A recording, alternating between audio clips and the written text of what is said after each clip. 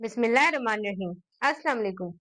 हम पढ़ने वाले हैं करंट इलेक्ट्रिसिटी के कंप्लीट चैप्टर को। इस वन शॉट के अंदर इस चैप्टर के अकॉर्डिंग जितने भी कॉन्सेप्ट्स हैं, जितनी भी ट्रिक्स हैं, वो आप लोगों को सिखाई जाएंगी। और 99 स्टूडेंट्स इस चैप्टर में बहुत ज्यादा गलतियां करते हैं।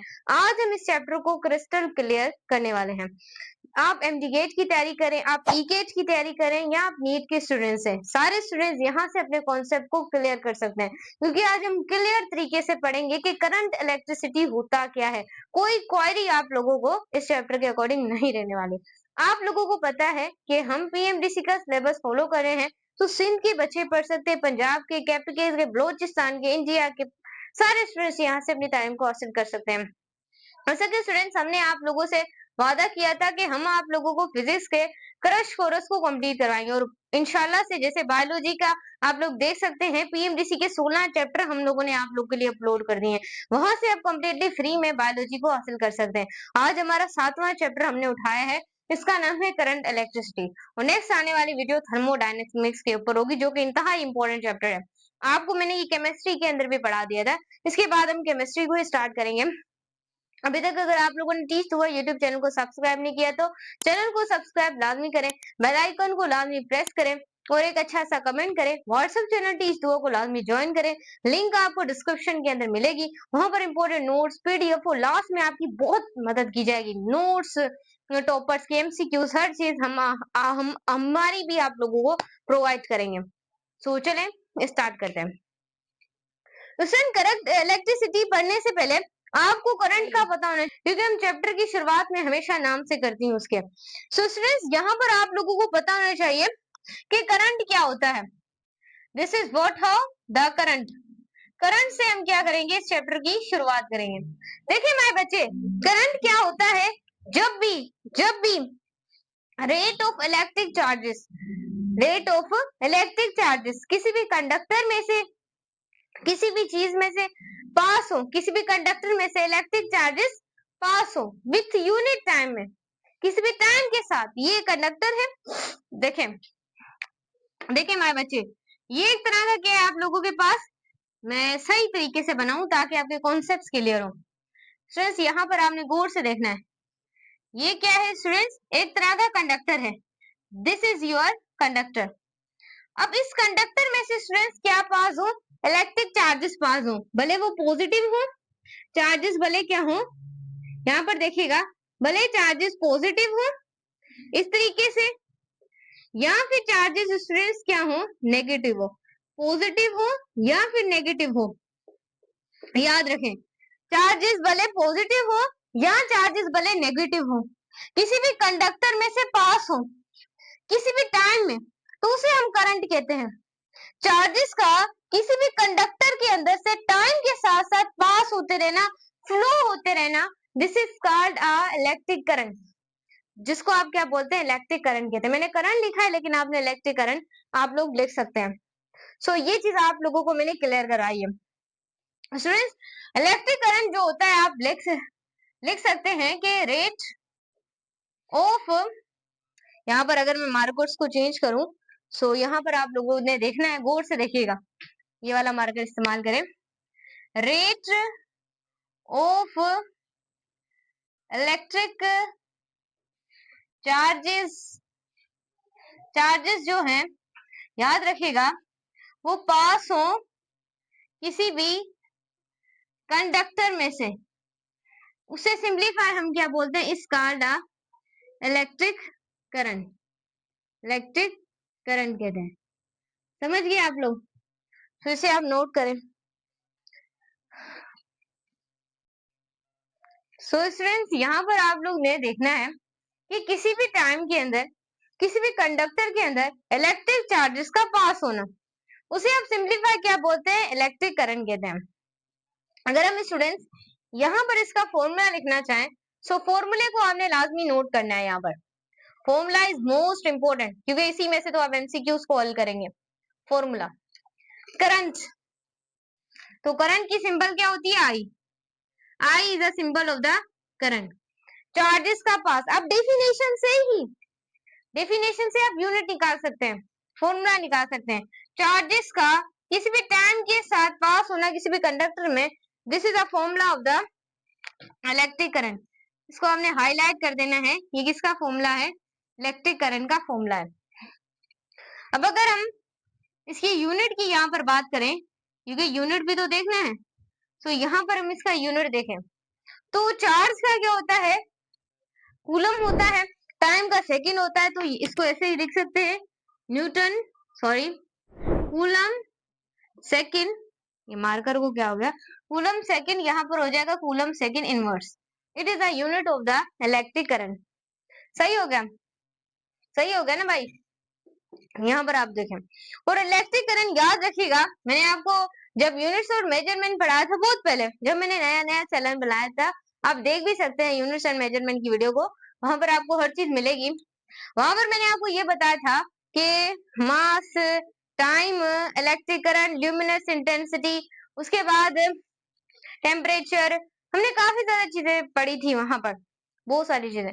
उसमें जो 7th फंडामेंटल क्वांटिटी मैंने आपको पढ़ाई थी वो थी करंट। तो आप ये भी लिख सकते हैं यहाँ पर important point, it is a seventh fundamental quantity. ये क्या है, 7th फंडामेंटल क्वांटिटी है, कौन, इलेक्ट्रिक करंट। ये क्या है, 7th फंडामेंटल क्वांटिटी है। ये भी इंपॉर्टेंट पॉइंट्स आप लोग यहाँ से ऐड कर सकते हैं। और एक ऐसी पॉइंट है जो कि स्टूडेंट्स को पता नहीं होती, उस पॉइंट्स के ऊपर आज हम बहुत चर्चा करने वाले हैं। काफी टीचर्स बोलते हैं इलेक्ट्रिक करंट एक वेक्टर क्वांटिटी है, लेकिन मैं आज आपको ये बता रही हूँ कि इलेक्ट्रिक करंट एक स्केलर क्वांटिटी है। आप क्या बोलेंगे मैम, चार्जेस तो एक डायरेक्शन के साथ मूव करती हैं, लेकिन आप कैसे बोल रही हैं कि वो स्केलर क्वांटिटी, ये देखते हैं इसे। इलेक्ट्रिक करंट एक तरह की, याद रखिएगा बहुत इंपॉर्टेंट एमसीक्यूज है, इलेक्ट्रिक करंट जो होता है, याद रखिएगा, वो एक तरह की स्केलर क्वांटिटी होता है।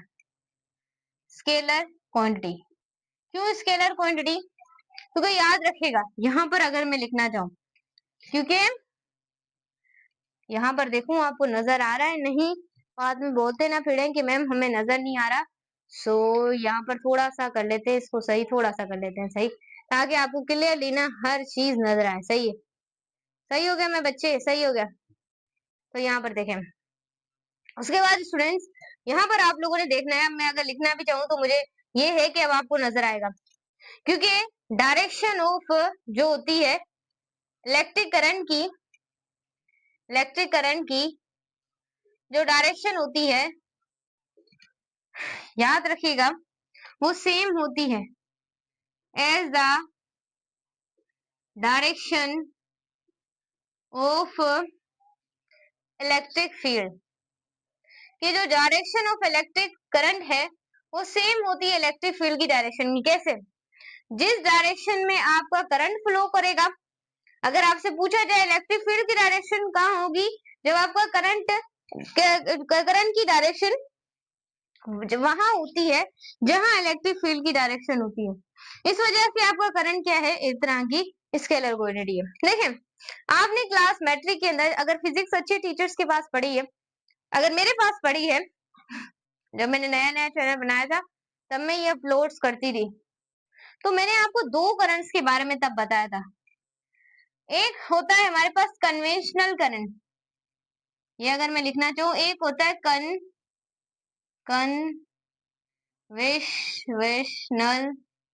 कन्वेंशनल कन यहाँ पर लिख दें कन्वेंशनल करंट, एक ये करंट होता है हमारे पास, और दूसरा हमारे पास जो होता है वो होता है इलेक्ट्रॉनिक करंट। दो तरह के हमारे पास क्या होते हैं स्टूडेंट्स, करंट होते हैं, एक कन्वेंशनल करंट और दूसरा क्या होता है इलेक्ट्रॉनिक करंट। ये चीज आपको क्लियर है। अब कैसे ये कन्वेंशनल करंट और दो तरह के करंट है, क्या डिफरेंस है, देखें यहाँ पर, ये देखें, देखिएगा गौर से देखिएगा, बोर मत होइएगा, देखें कुछ इस तरीके से, और ये एक तरह का कंडक्टर है, कंडक्टर, सही, दिस इज योर कंडक्टर। अब ये जो हमारे पास एक कंडक्टर है, अगर इस कंडक्टर में पॉजिटिव चार्ज जो होती हैं यानी कि अलोंग द डायरेक्शन, यहाँ पर देखें ये क्या है, इलेक्ट्रिक फील्ड की डायरेक्शन है और ये क्या है, करंट, दोनों की डायरेक्शन। और यहाँ पर क्या है, किसी भी कंडक्टर के अंदर पॉजिटिव चार्जेस हो, पॉजिटिव चार्जेस हो, उनकी डायरेक्शन जो है वो सेम हो, इलेक्ट्रिक फील्ड की डायरेक्शन जहां पर हो वहां पर इलेक्ट्रिक फील्ड और इलेक्ट्रिक करंट अगर पैरेलल होंगे, जब कंडक्टर के अंदर पॉजिटिव चार्जेस क्या करेंगी, मूव करेंगी, सो ऐसे करंट को हम कहते हैं कन्वेंशनल करंट। कन्वेंशनल करंट एक ऐसा करंट होता है जिसके अंदर electric current and electron direction are parallel, जिसमें इलेक्ट्रिक करंट और इलेक्ट्रॉन्स की डायरेक्शन क्या हो, बिल्कुल सॉरी इलेक्ट्रिक फील्ड की, सॉरी यहाँ पर आएगा electric field, this is your electric field, जिसके अंदर इलेक्ट्रिक फील्ड और इलेक्ट्रिक करंट की डायरेक्शन क्या हो, पैरेलल हो। सो ऐसे करंट को हम और मूव कंडक्टर और कंडक्टर में मूव करें पॉजिटिव चार्जेस, उसे सिंप्लीफाई हम लोग क्या बोलते हैं, स्टूडेंट्स, उसे हम कहते हैं कन्वेंशन करंट। और कन्वेंशन करंट की जो इलेक्ट्रिक फील्ड होती है, यहाँ पर देखिएगा डायरेक्शन ऑफ कन्वेंशनल जो करंट होता है उसकी क्या होती है, अलोंग द इलेक्ट्रिक फील्ड। जो डायरेक्शन होती है कन्वेंशनल करंट की वो किसके अलोंग होती है, इलेक्ट्रिक फील्ड के अलोंग होती है। किसकी, कन्वेंशनल करंट की डायरेक्शन। ये पॉइंट्स आपने याद रखनी है। डायरेक्शन ऑफ कन्वेंशनल करंट कहाँ होती है, इलेक्ट्रिक फील्ड के अलोंग होती है। और कन्वेंशनल करंट खुद क्या होता है, एक ऐसा करंट होता है जिसमें इलेक्ट्रिक फील्ड की डायरेक्शन दोनों सेम हो, पैरेलल हो, सीधे सीधे यहाँ पर कंडक्टर में से इलेक्ट्रॉन्स मूव करें, चार्जेस मूव करें, यूनिट पॉजिटिव चार्जेस मूव करें, कन्वेंशनल करंट। उसकी डायरेक्शन कन्वेंशनल करंट की क्या होती है, जिस डायरेक्शन में इलेक्ट्रिक करंट होता है। Direction of conventional current along the direction of the electric field. सही हो गया, ये चीज आपने याद रखना। देखो आपको नजर आ रहा है, इतना तो आपको नजर आ रहा है, मुझे दिख रहा है, जी हाँ इतना तो आपको नजर आ रहा है। थोड़ा सा कर लेते हैं अब स्टूडेंट्स, इस तरीके से आपको इलेक्ट्रॉनिक करंट को भी मैं समझाती हूँ। तो यहाँ पर थोड़ा इलेक्ट्रॉनिक करंट की तरफ भी आपने गौर अप करना है कि आपको इलेक्ट्रॉनिक करंट क्या कहता है। ये चैप्टर बहुत ज्यादा इंपॉर्टेंट है, इस वजह से यहाँ पर हम अभी तक इसको करें, क्योंकि पीएमडीसी वालों ने देखा हुआ है कि इलेक्ट्रिक करंट की हर एक चीज के बारे में आपको पता होना चाहिए। सही हो गया। अब यहाँ पर मैं हेडिंग लगाऊं इलेक्ट्रॉनिक करंट। अब इलेक्ट्रॉनिक करंट क्या होता है, क्या बोलेंगे मैम, याद रखें ये एक कंडक्टर है, देखिए दिस इज अ कंडक्टर। किसी भी कंडक्टर के अंदर इलेक्ट्रॉन्स की, इलेक्ट्रिक फील्ड की और करंट की डायरेक्शन क्या हो, अपोजिट हो। जब इलेक्ट्रॉन्स नेगेटिव चार्जेस उसके अंदर मूव करें, कन्वेंशनल करंट में हमेशा पॉजिटिव चार्जेस मूव करती हैं कंडक्टर में, और इलेक्ट्रॉनिक करंट में हमेशा किसी भी कंडक्टर के अंदर क्या मूव करती हैं, नेगेटिव चार्जेस मूव करती हैं। जब किसी भी कंडक्टर के अंदर नेगेटिव चार्जेस मूव करें और करंट और इलेक्ट्रिक फील्ड की डायरेक्शन अपोजिट हो, सो ऐसे करंट को आप इलेक्ट्रॉनिक करंट कहते हैं। टॉपिक का फील लीजिए, फील लेना बहुत इंपॉर्टेंट होता है एक इंटेलिजेंट स्टूडेंट के लिए, तो फील लेते जाएं टॉपिक्स का। देखो बिलर तो नहीं। इलेक्ट्रॉनिक करंट एक ऐसा करंट होता है जब किसी भी कंडक्टर में से नेगेटिव चार्जेस मूव करें, इलेक्ट्रिक फील्ड और करंट की डायरेक्शन अपोजिट हो, दिस इज इलेक्ट्रॉनिक करंट। आप अब डेफिनेशन खुद बना सकते हैं, लेकिन मैं आप लोग के लिए लिख देती हूँ। याद रखें, जब नेगेटिव जो चार्जेस जो हैं वो क्या करें, मूव करें किसी भी कंडक्टर में, सो दिस इज कॉल्ड और जो इलेक्ट्रिक फील्ड है और जो इलेक्ट्रिक फील्ड और जो इलेक्ट्रिक करंट उनकी डायरेक्शन क्या हो, अपोजिट हो, तो सिंप्लीफाई हम उसे क्या बोलते हैं, इलेक्ट्रॉनिक करंट। क्लियर हो गया आप लोगों को? चलें अब आगे चलते हैं, नोट कर लें इतना, आगे चल लेते हैं। सही हो गया? स्टूडेंट्स देखें, मैं आपको फ्री में एजुकेशन दे रही हूँ। अगर आप एमडी-गेट टेस्ट मेरी वीडियोस को देख कर देते हैं तो सारे बच्चे जो देख रहे हैं उन सबको सीट जरूर मिलेगी। अगर मेरे लेक्चर्स को उन्होंने गौर से देखा होगा, बायोलॉजी के पॉइंट्स, बायोलॉजी तो मैंने बहुत अच्छी पढ़ाई और फिजिक्स तो मैं आपको बहुत ज्यादा अच्छी कोशिश कर रही हूँ पढ़ाने की। इस वजह से कुछ दिन स्टूडेंट्स निकालते मटेरियल को जमा करते स्टूडेंट्स, क्योंकि मैं एक बुक्स नहीं पढ़ती, मैंने सारी बुक्स इंडिया की, पाकिस्तान की, सिंध है, केपी के है, इन सब की, क्योंकि आपको बुक्स ना पढ़नी पड़े ना बाद में।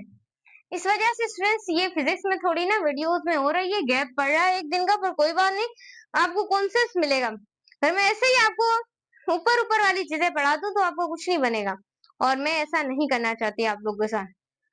सो स्टूडेंट्स, ये चीज आपको क्लियर रखनी है, माइंड में कभी भी नहीं कहना कि हम ये नहीं कर सकते। आप हर काम कर सकते हैं, दुनिया जीत सकते हैं, बस खुद के ऊपर यकीन थोड़ा रख लें आप लोग।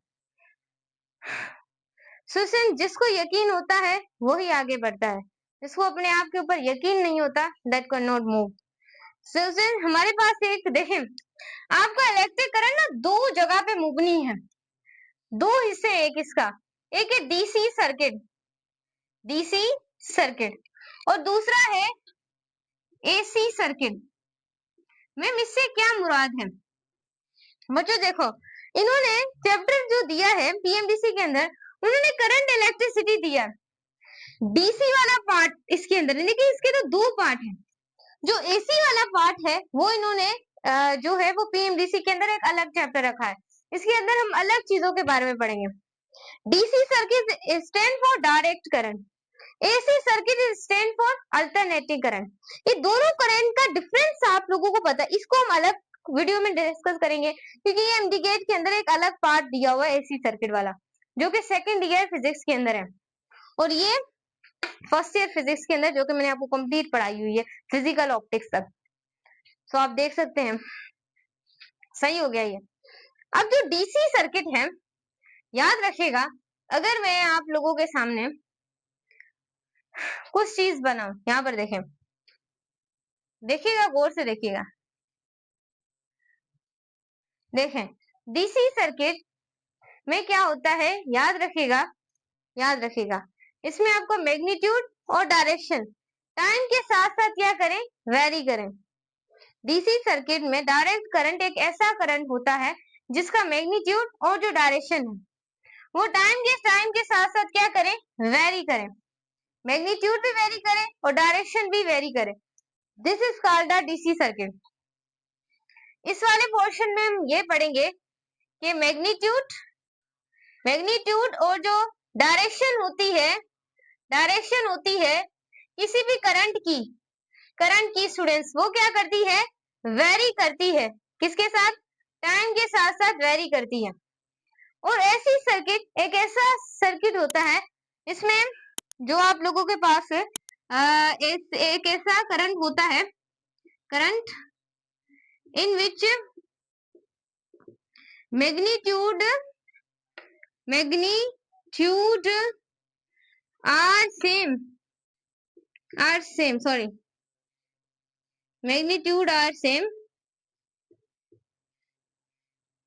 मैग्नीट्यूड डिफरेंट हो और जो डायरेक्शन है वो क्या हो, सेम हो। तो उसे हम कहते हैं, इसके अंदर हम पढ़ेंगे, ये है हमारा एसी सर्किट।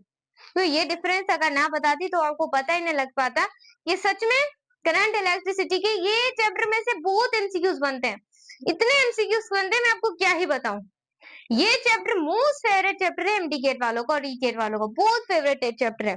इसमें से ये हर साल बहुत एमसीक्यूज देते हैं। मैं थोड़ा सा पानी पी लूं।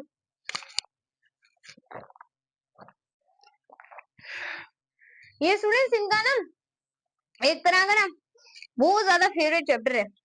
इसमें से हर साल बहुत एमसीक्यूज, पिछली बार तो केपीके में इसके 10 एमसीक्यूज बने हैं, और अगर सिंध में देखा जाए तो 6 एमसीक्यूज इसमें से आए थे। पंजाब में देखा जाए तो 8 एमसीक्यूज आए थे 2025 के अंदर इस चैप्टर में से। बी पेपर है ना आप लोगों ने, शायद 12 एमसीक्यूज इस बार सिंध में आ जाए, कोई पता नहीं है ना ये। सो स्टूडेंट्स देखें, इसका मैग्नीट्यूड टाइम के साथ साथ क्या करता है, वेरी करता है। ये जो अल्टरनेटिव करंट है इसका मैग्नीट्यूड। सो ऐसे ग्राफ जहां पर मैग्नीट्यूड टाइम सेम रहे, डायरेक्शन सेम रहे, लेकिन मैग्नीट्यूड टाइम के साथ साथ देखें क्या करे, वेरी करे। सो इसको हम कहते हैं, ये है pulsating graph of a AC circuit. ये याद रखिएगा ग्राफ। और इसे आप कहते हैं जो कि मैग्नीट्यूड चेंज हो लेकिन डायरेक्शन सेम रहे। सो ये हमारे पास क्या है, uniform graph, uniform graph of the AC circuit. सही हो गया। देख लें कोई चीज ना रह गई हो आप लोगों के लिए। अब देखें डीसी सर्किट के अंदर मैग्नीट्यूड जो है और जो डायरेक्शन है वो टाइम के साथ साथ वेरी करती है। अगर एसी में देखा जाए तो मैग्नीट्यूड तो सेम रहता है लेकिन डायरेक्शन टाइम के साथ साथ वेरी करती है। एक पल्सेटिंग ग्राफ और यूनिफॉर्म ग्राफ के बारे में आप लोगों ने देखना है। आगे चलते हैं, नोट कर लें आप लोग, इसे कर लिया होगा नोट, मिटा दूं? चलो सिर्फ ये चीजें तो आप लोगों को आई थिंक क्लियर होती जा रही हैं। फिजिक्स तो आप लोगों को जल्दी क्लियर हो जाएगी। उसके बाद अगर आप बोलेंगे तो आपको केमिस्ट्री भी पढ़ाई जाएगी। जैसे कि आपको ये 2 सब्जेक्ट्स हम पूरा कर लें, दुआ कीजिएगा नमाज के अंदर कि फिजिक्स जल्दी पूरी हो जाए, हमारा चैनल जल्दी मोनेटाइज हो जाए। हमें ज्यादा सपोर्ट करें, फ्रेंड्स में शेयर करें, जैसे आपकी हम सपोर्ट करें। सो ये चीज आपने देख ली है मैम, ये चीज हमने पढ़ ली है। अब मैम क्या पढ़ेंगे। सो स्टूडेंट्स अब हम आते हैं टॉपिक की तरफ जो कि बहुत इंपॉर्टेंट है, ये एमडी गेट के अंदर है, ओहम्स लॉ। ओहम्स लॉ ये बहुत इंपॉर्टेंट एक तरह का लॉ माना जाता है। इसको पढ़ेंगे जैसे कि न्यूटन्स के लॉज है, क्योंकि हम ग्रेविटी वाले चैप्टर में पढ़ चुके हैं, फोर्स एंड मोशन के अंदर प्रोजेक्टाइल मोशन को भी हम डिटेल में कवर कर चुके हैं। बिस्मिल्लाहिर्रहमानिर्रहीम, अस्सलाम वालेकुम। सो हम पढ़ने वाले हैं कि हमारे पास ओहम्स लॉ क्या होता है। बहुत इंपॉर्टेंट टॉपिक है, ट्रिकी टॉपिक है। बहुत सारे स्टूडेंट्स इसमें बहुत सारी गलतियां करते हैं। अब एमडी गेट की तैयारी करें, ई गेट की तैयारी करें, नीट के हैं, क्लास 11 या 9 के स्टूडेंट्स हैं, सारे स्टूडेंट्स यहाँ से ओहम्स लॉ को बहुत अच्छा खासा पढ़ सकते हैं। अभी तक अगर आप लोगों ने चैनल को सब्सक्राइब नहीं किया तो चैनल को सब्सक्राइब करें, बेल आइकन को प्रेस करें और वीडियो को लाइक करें और वीडियो के नीचे एक कमेंट करें। तो चले स्टार्ट करते हैं। और व्हाट्सएप चैनल टीच टू को लाजमी ज्वाइन कीजिएगा, वहां पर इंपॉर्टेंट नोट्स और पीडीएफ आपको मिलते रहते हैं, लिंक आपको डिस्क्रिप्शन में मिलेगा। स्टार्ट करते हैं। ओहम्स लॉ क्या होता है, what about the Ohm's law, इसको बहुत डिटेल में आपको पढ़ना पड़ेगा, क्योंकि इस लॉ में से हर साल 4 एमसीक्यू तो लाजमी बनते हैं। जिस भी बोर्ड से आप ताल्लुक रखते हैं हर साल बनते हैं। ये लॉ मोस्ट फेवरेट लॉ है हर एमडी गेट और ई गेट। ज्यादातर इसमें से घुमा फिरा कर एमसीक्यूज दिए जाते हैं। कैसे दिए जाते हैं देखते हैं। देखें देखें देखें, ओहम्स लॉ जो है उसको डिस्कवर किया गोर्ज सीमन, एक साइंटिस्ट था गोर्ज सीमन। सीमन, यहाँ पर अगर मैं लिखना चाहूं सीमन, ओहम ने किया, स्टैब्लिश किया एक तरह का रिश्ता। किसका रिलेशनशिप, किसका रिश्ता, रिलेशनशिप बिटवीन किसका रिश्ता में बयान किया, किसका रिलेशनशिप बयान किया। याद रखें, इलेक्ट्रिक करंट जो कि मैं अभी पढ़ा चुकी हूँ, और प्रीवियसली जब मैंने आपको चैप्टर पर इलेक्ट्रोस्टैटिक, उसके अंदर मैं आपको डिटेल में पढ़ा चुकी हूँ potential difference between electric current and potential difference का उसने क्या बताया, रिश्ता बताया। ये चीज आपको पता होनी चाहिए। फिर हम ओहम्स लॉ की तरफ चलेंगे कि ओहम्स लॉ को डिस्कवर किसने किया, इस साइंटिस्ट की डिटेल के बारे में आपको जानना जरूरी था। ओहम्स लॉ को जो सबसे पहले डिस्कवर किया है वो किसने किया है, जॉर्ज सीमन ओहम ने किया है। कब किया है establish relationship between electric current और पोटेंशियल डिफरेंस के बिटवीन, इस रिलेशनशिप को बयान किया है जॉर्ज सीमन ओहम ने। अब इस लॉ की स्टेटमेंट क्या है, इस लॉ का फॉर्मूला क्या है, इस लॉ का यूनिट क्या है, ये लॉ एप्लीकेबल कब होता है, ये सारी चीजें हम लोग पढ़ेंगे। सही हो गया। देखें जगह है नीचे कि हम आगे चल सके, जगह है नीचे, सो इसको थोड़ा सा ऐसे कर देते हैं। चले, क्लियर हो गया। थोड़ी सी जगह है नीचे, यहाँ पर भी कुछ लिख दे। स्टेटमेंट तो यहाँ पर नहीं आएगी, देख लेते हैं स्टेटमेंट आ जाए। सो दिस इज, अब हम लिखते हैं ओहम्स लॉ की स्टेटमेंट, फिर हम कॉन्सेप्ट को समझते हैं। इलेक्ट्रिक करंट जो है वो फ्लो हो किसी भी कंडक्टर में से, इलेक्ट्रिक करंट याद रखिएगा, फ्लो हो किसी भी कंडक्टर में से, कंडक्टर, तो वो याद रखिएगा डायरेक्टली प्रोपोर्शनल होता है। किसके डायरेक्टली प्रोपोर्शनल होता है, proportional potential, potential difference, potential difference के डायरेक्टली प्रोपोर्शनल होता है। देखें स्टेटमेंट क्या है, ये ओहम्स लॉ की स्टेटमेंट क्या है, इलेक्ट्रिक करंट अगर ये कंडक्टर है, अगर ये कंडक्टर है, ये मैं थोड़ा सा ना इसको जो प्रेजेंटेशन है बोर्ड की उसे थोड़ा सा सही करूं, ये लफ्ज आपस में बहुत मिल रहे हैं और ये क्लियर आपको नजर नहीं आ रहे होंगे, तो इसको हम दोबारा से देख लेते हैं। यहाँ पर conductor directly proportional, proportional to the potential, potential difference. सही हो गया मेरे बच्चे, अब आपको क्लियर नजर आ रहा होगा डिफरेंस। अब किसी भी कंडक्टर में से, ये कंडक्टर है, सही हो गया, ये कंडक्टर है, दिस इज योर कंडक्टर। देखूं जरा गौर से, देखूं जरा गौर से, देखूं जरा गौर से। फ्रेंड्स यहाँ पर देखें, अब किसी भी कंडक्टर में से इलेक्ट्रिक करंट पास करें और वो डायरेक्टली प्रोपोर्शन हो पोटेंशियल डिफरेंस की, याद रखिए this is called how what, how what से क्या बोलेंगे, ओहम्स लॉ कहेंगे। ओहम्स रिलेशनशिप ही बिटवीन है इलेक्ट्रिक करंट और पोटेंशियल डिफरेंस।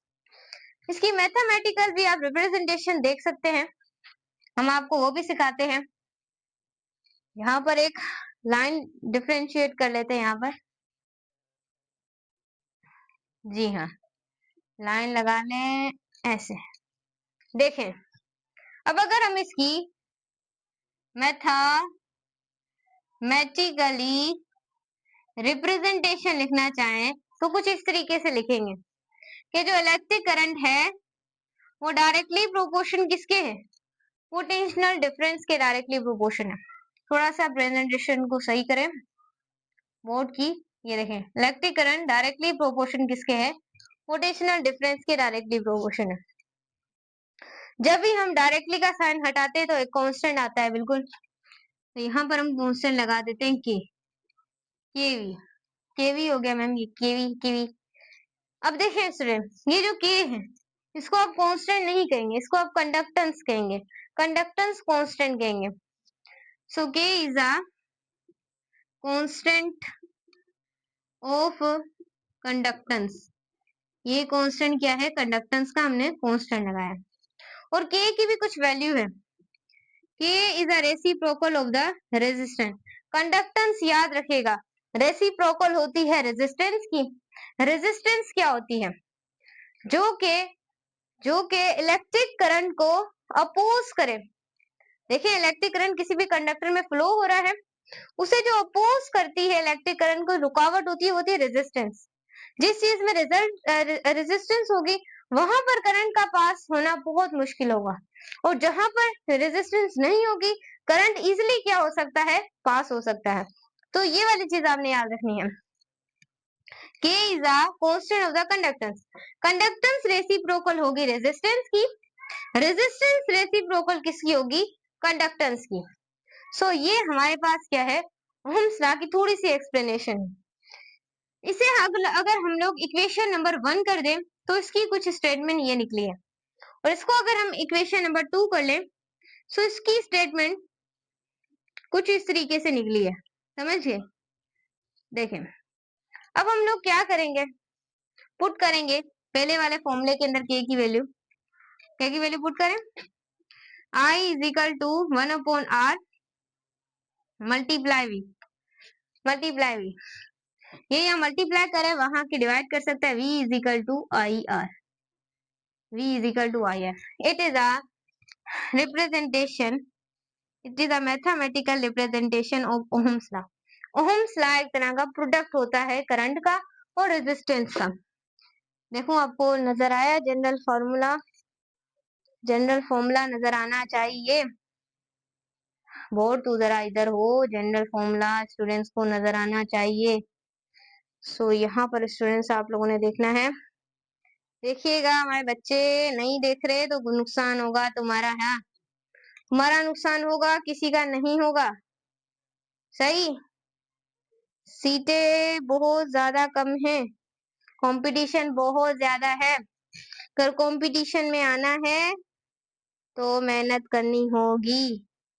समझे या समझाऊं? बच्चों, ये क्या है? General formula of the Ohm's law. समझे? ये फॉर्मूला है ओहम्स लॉ का। क्लियर हो गया? अब यहाँ से आप रेजिस्टेंस का भी निकाल सकते हैं। रेजिस्टेंस का भी फॉर्मूला निकालें, V is equal to I। It is a ratio of the potential difference and current is called resistance. यहाँ पर ये वाला फॉर्मूला भी निकाल सकते हैं। क्लियर हो गया? अब यहाँ से आप कुछ भी कर सकते हैं। सही हो गया? सो ये चीजें होती हैं जो स्टूडेंट्स को परेशान करती हैं, बहुत ज्यादा परेशान करती हैं। तो परेशान नहीं होना। अगर यहाँ से बच्चों आप इसका यूनिटी देख लें तो करंट का होता है एम्पियर और रेजिस्टेंस का होता है ओहम होता है। तो ये क्या हो गया? एम्पियर और ओहम हो जाएगा। सही हो गया? एम्पियर और ओहम ही होगा। सो यहाँ पर आप लोगों ने देख लिया। अब अगर हम बात करें कुछ इंपॉर्टेंट टर्म्स जो कि आपको रिमेम्बर होनी चाहिए ओहम्स लॉ के बारे में, वो ही एमसीक्यूज में ज्यादा से ज्यादा पूछी जाएंगी, और ये चीजें भी आएंगी जो कि मैंने आपको बताई हैं। टॉपिक का फील लीजिएगा, टॉपिक का फील नहीं लेंगे ये नाम आप लोगों की सर की दर्द बन जाएंगे। देखो भाई, सीट हासिल करना चाहते हो तो तुम्हें दिन रात एक करके पढ़ना होगा, काफी बार एक चीज को रिवाइज करना होगा, क्योंकि फ्रेशर स्टूडेंट्स का सिलेक्ट होना बहुत इम्पॉसिबल होता है, क्योंकि इम्प्रूवर स्टूडेंट्स ने बार बार वो चीज पढ़ रहे होते हैं, और आप फ्रेशर स्टूडेंट्स जो है वो एफएससी की क्लासेस भी ले रहे होते हैं, साथ में एफएससी के पेपर्स भी दे रहे होते हैं। एफएससी का बहुत बर्डन होता है, साथ सेंटर्स और कॉलेज जा रहे होते हैं। सो वो जो स्टूडेंट्स जो कि इम्प्रूवर हैं वो तो उस टाइम भी पढ़े होंगे, अगर उनसे ज्यादा सीट को खटना है तो तुम्हें ज्यादा पढ़ना पड़ेगा। समझ गए आप लोग? जो पॉइंट्स आपको रिमेम्बर करने की जरूरत है वो ये है कि ओहम्स लॉ एप्लीकेबल होता है एप्लीकेबल होता है जब रेजिस्टेंस और जो टेम्परेचर है और जो फिजिकल कंडीशंस है वो क्या रहे, रिमेन्स कांस्टेंट रहे। तो ये आप लोगों के पास क्या है, ओहम्स लॉ। ओहम्स लॉ तब ही वैलिड होगा, तभी एप्लीकेबल होगा जब रेजिस्टेंस और टेम्परेचर कांस्टेंट हो, वरना एप्लीकेबल नहीं है।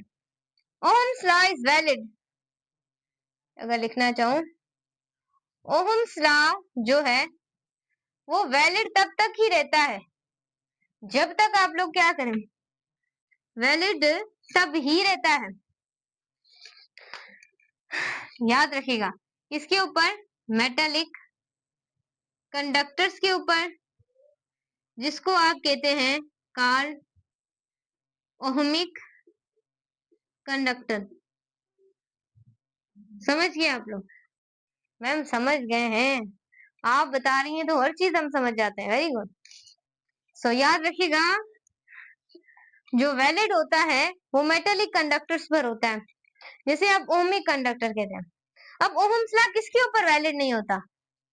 Ohm's law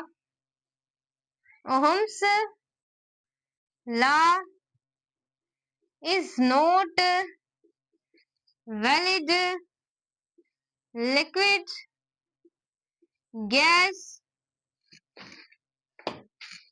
and semiconductors। Ohm's law applicable ही नहीं होता किसके ऊपर? कोई भी लिक्विड हो, कोई भी गैस हो, कोई भी सेमीकंडक्टर्स हो, तो इसके अंदर ओहम्स लॉ आपका ओबे नहीं हो रहा होगा। ये पॉइंट्स में से आपके बनेंगे एमसीक्यूज। बी प्रिपेयर रहना है कि कहां पर वैलिड नहीं है, कहां पे वैलिड है, कहां पर एप्लीकेबल हो सकता है जब ये कंडीशन फॉलो हो। सो ये सारी चीजें अब आपको पढ़नी पड़ेंगी। सही है, बहुत आसान है बच्चों, फिजिक्स मुश्किल नहीं है, बनाया हुआ है, मुश्किल काहे की मुश्किल है भाई, तू क्यों डरते हो इससे? पता नहीं क्या है, लड़कियां तो पढ़ती नहीं है, ना ही लड़के इस सब्जेक्ट को पढ़ते हैं। फिर सिलेक्शन तुम्हारी नामुमकिन है, फिर सिलेक्शन तुम्हारी ना, टॉपिक का फील ले लो और क्या करो तुम, कुछ ना करो तुम। सो आगे चलते हैं, बहुत बातें हो गई। अब हम इसी ग्राफिक का रिप्रेजेंटेशन देखने वाले हैं। इसे नोट कर ले, मैं पानी पी लूं, आप नोट कर लें, गर्मी बहुत ज्यादा है।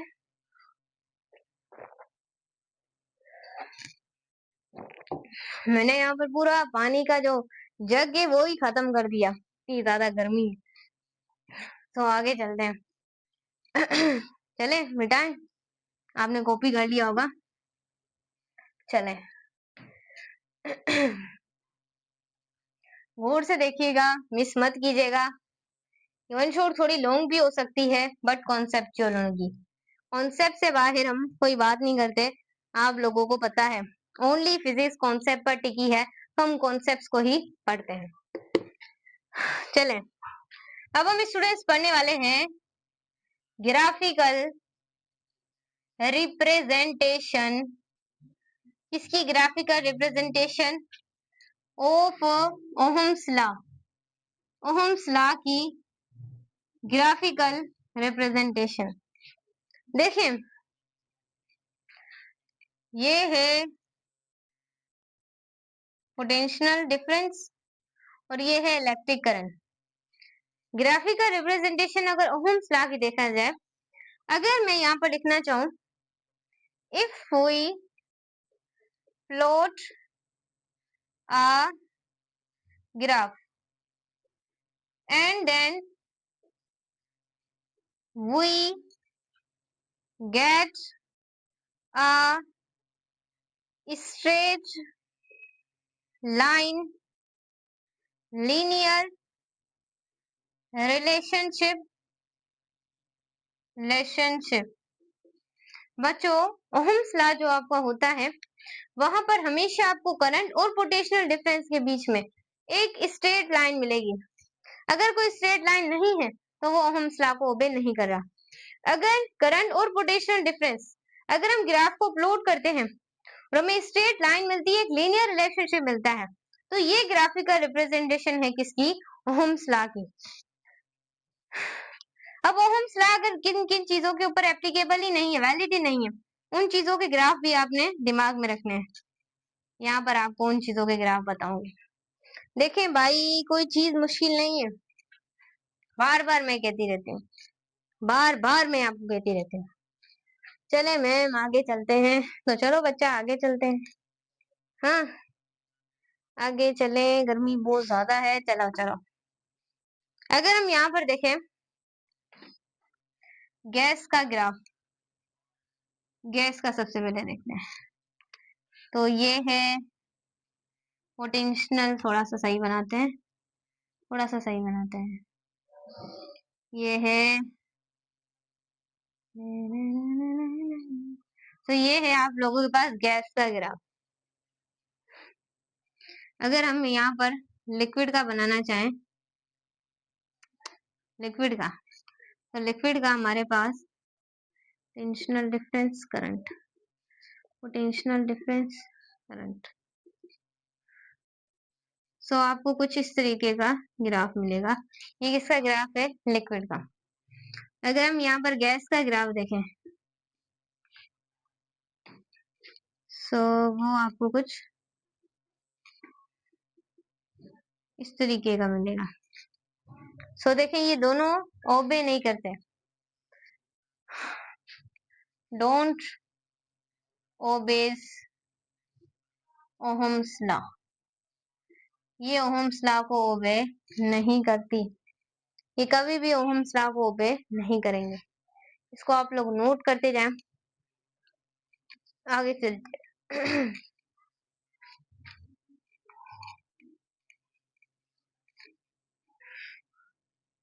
गौर से देखिएगा, आप लोग इसे थोड़ा सा गौर से देखिएगा। बिस्मिल्लाहिर्रहमानिर्रहीम। सो स्टूडेंट्स, अब हम पढ़ने वाले हैं इलेक्ट्रिकल रेजिस्टेंस के बारे में पढ़ेंगे, रेजिस्टिविटी के बारे में पढ़ेंगे, factors to determine the resistivity. उसके बाद हम लोग स्टूडेंट्स यहाँ पर पढ़ेंगे कि temperature coefficient of the resistance and temperature coefficient of the resistivity and what depend the resistance, इसको हम लोग पढ़ेंगे। आप एमडी गेट की तैयारी करे हैं, ईकेट की तैयारी करे हैं, नीट के स्टूडेंट्स हैं, सारे स्टूडेंट्स यहाँ क्लास 11 के बच्चे हैं, सारे स्टूडेंट्स यहाँ से अपने कॉन्सेप्ट्स को हासिल कर सकते हैं, कॉन्सेप्ट्स को फील कर सकते हैं। तो यहाँ पर आपको क्लियरिटी मिलेगी, कॉन्सेप्ट्स मिलेंगे, सही। तो अभी तक अगर आप लोगों ने चैनल को सब्सक्राइब नहीं किया तो चैनल को लाजमी सब्सक्राइब करें, बेल आइकन को प्रेस करें, ताकि आने वाली हर वीडियो की नोटिफिकेशन आपको टीच दुआ यूट्यूब चैनल पर मिलती रहे।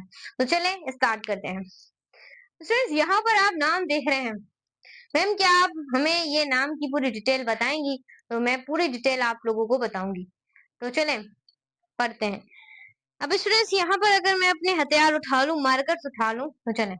इलेक्ट्रिकल रेजिस्टेंस, जब भी कोई, याद रखिएगा, इलेक्ट्रिक करंट है वो कंडक्टर में फ्लो हो रहा हो, फ्लो हो तो वो अपोज्ड हो जाए, अपोज्ड हो जाए। इलेक्ट्रिक करंट किसी भी कंडक्टर में से फ्लो हो, तो वहां पर क्या हो? Opposition, opposition. देखे ना यार, फ्रेंड्स यहाँ पर देखिएगा, इलेक्ट्रिक करंट फ्लो हो किसी भी कंडक्टर में से, तो वहां पर अपोजिशन क्या हो जाए? काज हो जाए, अपोजिशन काज हो जाए। और अपोजिशन के स्टूडेंट्स, काज होने से क्या हो? अपोजिशन के काज, काज हो, अपोजिशन वहां पर काज हो, तो सिंप्लीफाई आप लोग उसे क्या बोलते हैं? Electric, electric resistance, electrical resistance. यानी कि जब भी इलेक्ट्रिक करंट किसी भी कंडक्टर में से फ्लो करे, वहां पर अपोजिशन काज हो जाए, अपोज करे, अपोज करती है इलेक्ट्रिक जो रेजिस्टेंस होती है कंडक्टर के अंदर करंट के फ्लो को, उसे सिंप्लीफाई कहते हैं, इलेक्ट्रिकल रेजिस्टेंस कहते हैं। यहाँ आप लोग इलेक्ट्रिकल रेजिस्टेंस को कह सकते हैं, it is a ratio of potential difference and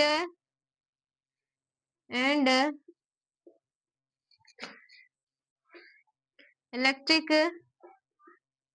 current, उसे सिंप्लीफाई आप क्या बोलते हैं, इलेक्ट्रिकल रेजिस्टेंस। इलेक्ट्रिकल रेजिस्टेंस एक तरह का रेशियो होता है पोटेंशियल डिफरेंस और किसका, इलेक्ट्रिक करंट का, उसे भी आप इलेक्ट्रिकल रेजिस्टेंस कहते हैं। अगर हम यहाँ पर फॉर्मूला लिखना चाहें, फॉर्मूला, सो फॉर्मूला क्या होगा ये भी देखते हैं।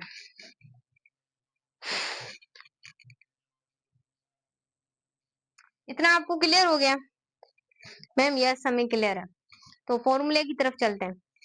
यानी मैंने आपको बताया था कि कंडक्टेंस रेसिप्रोकल होती है रेजिस्टेंस की, और रेजिस्टेंस रेसिप्रोकल होता है कंडक्टेंस की।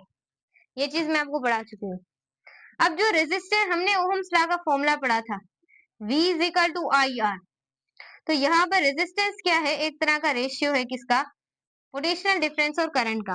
तो यहाँ पर हम फॉर्मूला लिख सकते हैं कि पोटेंशियल, जो आपके पास रेजिस्टेंस है, वो एक तरह का रेशियो होता है पोटेंशियल डिफरेंस और करंट का। तो ये फॉर्मूला है किसका, इलेक्ट्रिकल रेजिस्टेंस का। सही। तो ये चीज आपने क्या करनी है, याद रखनी है। अगर हम इसका यूनिट देखना चाहें, मार्कर को इसको साइड में रखूं, ये एक्स्ट्रा ही मुझे तंग करी जा रहा है, एक निकालती हूँ दूसरा निकल आता है। तो यहाँ पर स्टूडेंट सामने देखना है।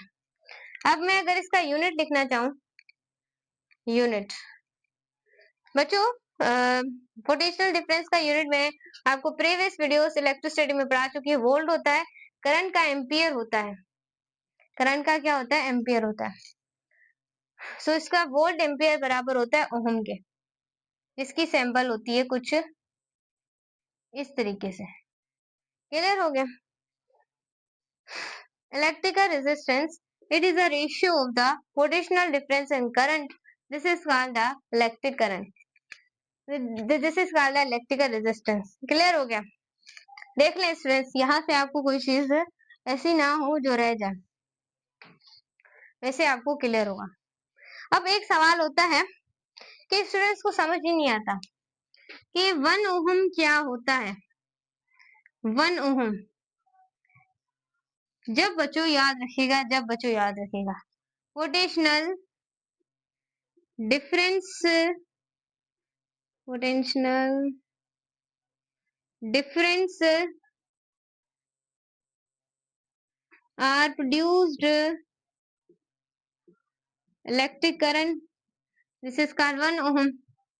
1 ohm, 1 ओहम तब होता है जब 1 वोल्ट और 1 आपकी करंट हो।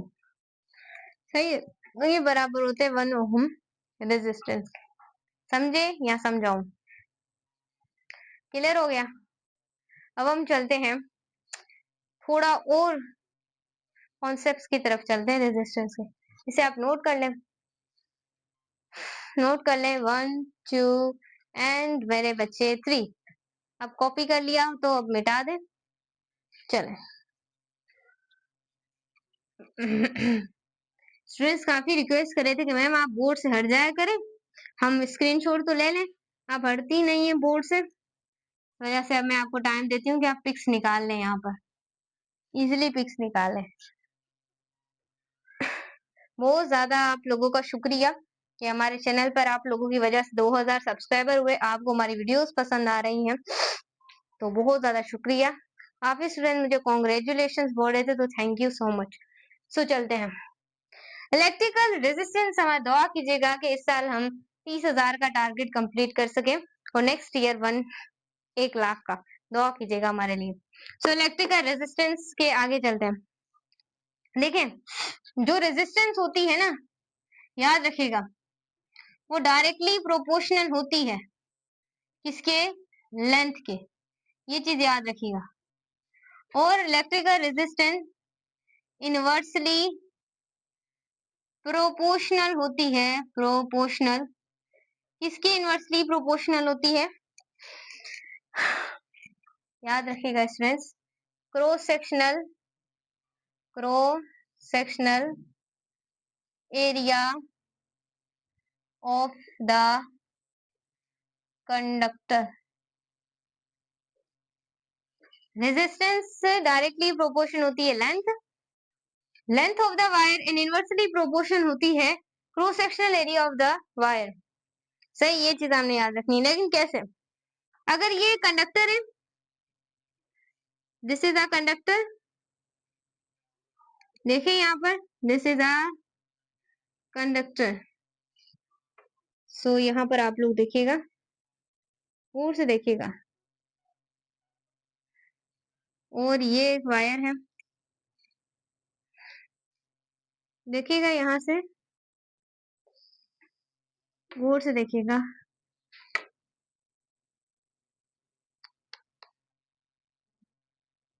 गौर से देखिएगा स्टूडेंट्स।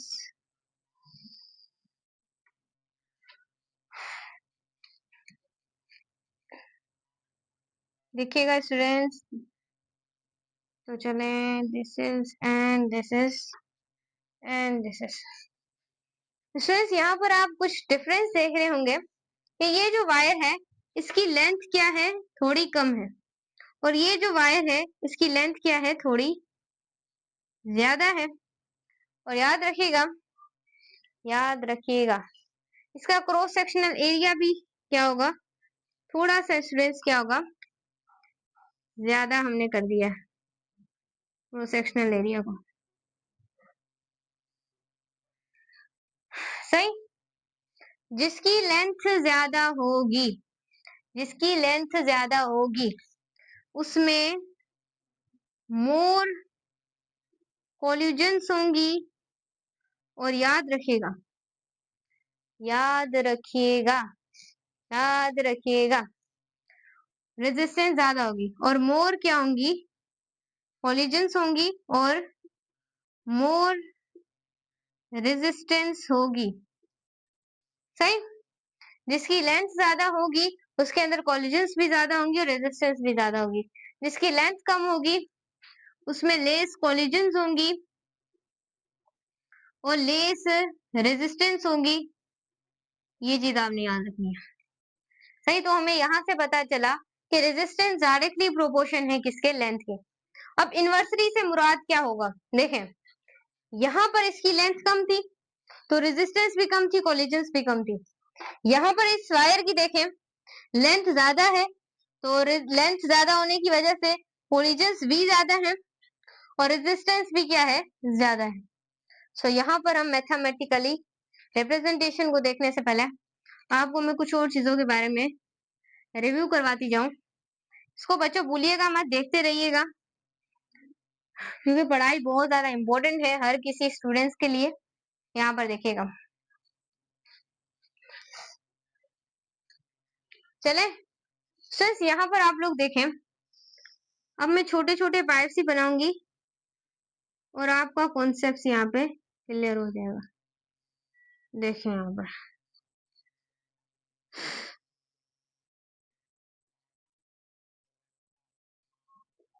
अब स्टूडेंट्स, यहाँ पर आपने फर्क को बस समझना है। बच्चों यहाँ पर आप देख रहे हैं कि दोनों की लेंथ सेम है, लेकिन फर्क आप लोग क्या देख रहे हैं, फर्क ये है कि मैम ये थिक वायर है, ये मोटी वायर है, और ये क्या है मैम, ये है थिन वायर। ये फर्क है कि ये पतली है, लेंथ दोनों की सेम है, लेंथ का कोई फर्क नहीं है। ये पतली वायर है और ये क्या है, मोटी वायर है। दिस इज अ मोटी वायर, मोटी वायर है। तो बताएं मैम इसमें फर्क क्या होगा, आप खुद सोच के बताएं, मैं अभी आपको कंडीशंस बता चुकी हूँ। मैम इसका क्रॉस सेक्शनल एरिया ज्यादा है और इसका क्रॉस सेक्शनल एरिया कम है। तो बताएं मैम कि सबसे ज्यादा रेजिस्टेंस और सबसे ज्यादा कोलिजन्स किसके अंदर होंगी। तो आप बताएंगे कि मैम जिसका क्रॉस सेक्शनल एरिया ज्यादा होगा उसमें नंबर ऑफ कोलिजन्स और नंबर ऑफ रेजिस्टेंस कम होगी, क्योंकि resistance is inversely proportional to the cross sectional area. और जो पतली वायर होगी उसके अंदर मोर कोलिजन्स और मोर रेजिस्टेंस होगी। ये चीज आपने याद रखनी है। यहाँ पर क्या होंगी, लेस कोलिजन्स और क्या होगी, लेस रेजिस्टेंस होगी। समझे आप लोग? यहाँ समझाऊं? सो सर यहाँ पर मोर कोलिजन्स होंगी और मोर रेजिस्टेंस होगी।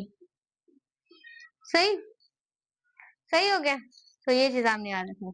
अब ग्राफिक हमने आपको डायग्राम की मदद से तो कॉन्सेप्ट्स को क्लियर करवाने की कोशिश की है बहुत ज्यादा। अब आगे भी हम इसको ऐसे ही आपको क्लियर करवाते रहेंगे। तो चलिए अब इसको रिमूव करते हैं और आगे चलते हैं। तो देखते जाएं स्टूडेंट्स यहाँ पर। अब यहाँ पर आप लोगों ने लिखने हैं मैथमेटिकली रिप्रेजेंटेशन। सही हो गया। अब हम डिस्कस कर रहे हैं mathematically relationship. Resistance directly proportion है रेजिस्टेंस डायरेक्टली प्रोपोर्शन है किसके साथ? लेंथ के साथ। ये इक्वेशन नंबर 1 है। और रेजिस्टेंस इनवर्सली प्रोपोर्शन है क्रॉस सेक्शनल एरिया के साथ। ये इक्वेशन नंबर 2 है। अगर हम इसे कंबाइन करें, देखो कंबाइन करूंगी तो नजर आएगा नहीं? नजर आ जाएगा। Combine equation 1 and equation 2। समझे आप लोग? अगर हम कंबाइन करें इक्वेशन 1 और इक्वेशन 2 को, तो आप यहाँ पर क्या देखेंगे? स्टूडेंट्स यहाँ पर आप लोगों ने देखना है, मैं यहाँ पर आपको समझा देती हूँ सफाई से। राइट। सो जो रेजिस्टेंस है वो डायरेक्टली प्रोपोर्शन किसके है? लेंथ के। ये उल्टा हो रहा है मेरे ख्याल से, उल्टा हो रहा है यहाँ से। अगेन मैं थोड़ा सा यहाँ से सीधा करूँ इसे। सही हो गया। Resistance is directly proportion to the length, inversely proportion to the area. अगर हम यहाँ पर डायरेक्टली का साइन हटाएं तो एक कांस्टेंट आ जाएगा। तो यहाँ पर हम कांस्टेंट देंगे, कांस्टेंट ऑफ द रेजिस्टिविटी। तो यहाँ पर हो जाएगा length upon sorry area upon length. समझे? ये है फॉर्मूला ऑफ द रेजिस्टेंस। इसका फॉर्मूला है, रेजिस्टेंस का फॉर्मूला है, ये फॉर्मूला है रेजिस्टेंस का। याद रखिएगा, this is a formula of the resistance. से आप नोट भी कीजिएगा, ध्यान से नोट कीजिएगा। स्टूडेंट्स ये फॉर्मूला है आप लोगों के पास रेजिस्टेंस का। समझे? अब इसके साथ साथ ही हम स्टूडेंट्स पढ़ेंगे रेजिस्टिविटी को। तो चलिए रेजिस्टिविटी को पढ़ते हैं। वो जो रेजिस्टिविटी का कॉन्सेप्ट भी बिल्कुल यहाँ पर सिमिलर भी आप देख सकते हैं, बोर्ड से आप लोग देख सकते हैं। रेजिस्टिविटी का बस थोड़ा सा चेंजिंग्स होंगी, कॉन्सेप्ट थोड़े से सेम ही रहेंगे। तो यहाँ पर आप लोगों ने देखना है। अब स्टूडेंट्स यहाँ पर अगर हम देखें, यहाँ पर तो हम यहाँ पर लिखते हैं रेजिस्टिविटी।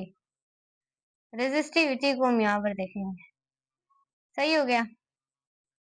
रेजिस्टिविटी को देखेंगे। स्टूडेंट्स जो आप लोगों के पास रेजिस्टिविटी होती है, रेजिस्टेंस ऑफर्ड हो किसी भी कंडक्टर में पर यूनिट लेंथ है, उसे आप रेजिस्टिविटी कहते हैं। देखें, रेजिस्टिविटी रुकावट ऑफर हो, रेजिस्टेंस ऑफर्ड हो, ऑफर्ड हो, offered of conductor per unit length में, उसे सिंप्लीफाई हम लोग क्या बोलते हैं? इसका रेजिस्टिविटी। उसे आप लोग क्या बोलते हैं? रेजिस्टिविटी कहते हैं। कि किसी भी कंडक्टर में रेजिस्टेंस का ऑफर होना, उसको हम सिंप्लीफाई क्या बोलते हैं? रेजिस्टिविटी कहते हैं। समझ गए आप लोग?